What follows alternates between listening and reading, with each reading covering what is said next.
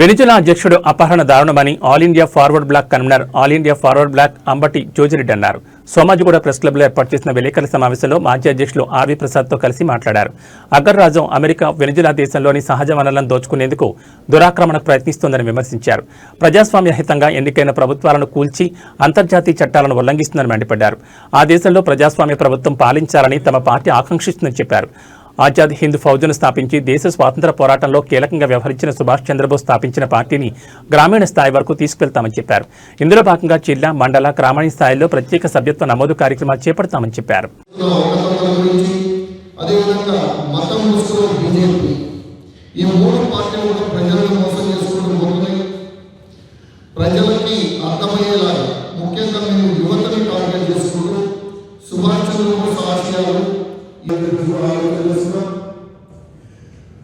గ్రామ స్థాయి నుంచి స్టేట్ లెవెల్ వరకు కూడా టార్గెట్ చేసుకొని ఇంతకుముందు మాకు దాదాపు కార్పొరేటర్లు తెలంగాణలో 34 కార్పొరేటర్లు ఈ చోట కూడా పోటీ చేయాలనే ఉద్దేశంతో ముందుకు పోతున్నాం. త్వరలో మున్సిపల్ ఎలక్షన్స్ కి మేము సంసిద్ధంగా ఉన్నాం. అందుకని చెప్పేసి 12వ తారీఖు నుంచి మెంబర్షిప్ దాదాపుగా 50,000 మెంబర్షిప్ చేయాలని ఒక సంకల్పంతో ముందుకు పోతున్నాం. అక్కడిని జిల్లా సెక్రటరీ అధ్యక్షుడిని సెలెక్ట్ చేసుకుంటూ కమిటీని పూర్తి చేస్తాం.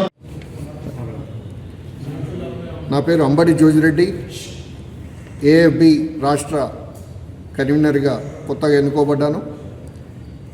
ఈరోజు ఆల్ ఇండియా ఫార్వర్డ్ పార్టీ ముఖ్యంగా మెంబర్షిప్ కోసం కావచ్చు, అదేవిధంగా భారతదేశంలో తెలంగాణలో జరుగుతున్న ఆక్రమణలపై ముఖ్యంగా ప్రజలకు తెలియజేస్తూ మేము ముందు ఏ కార్యక్రమాలు చేపట్టబోతున్నామో ఈరోజు తెలియజెప్తున్నాం. ముఖ్యంగా మెంబర్షిప్లో గ్రామ స్థాయి నుండి రాష్ట్ర స్థాయి వరకు కూడా మెంబర్షిప్ 50,000 మెంబర్షిప్ టార్గెట్తో పనిచేయబోతున్నాం.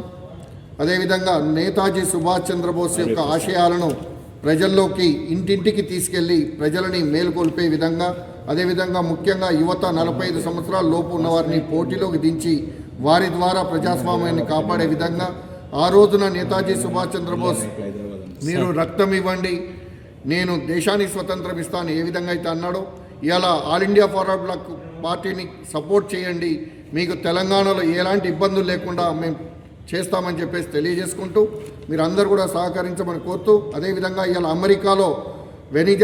అమెరికా అధ్యక్షుడు ఏ విధంగా అయితే వెనిజులాలో అక్కడ దేశ అధ్యక్షుడిని అరెస్ట్ చేసి తీసుకురావడం ప్రజాస్వామ్యం కాదు.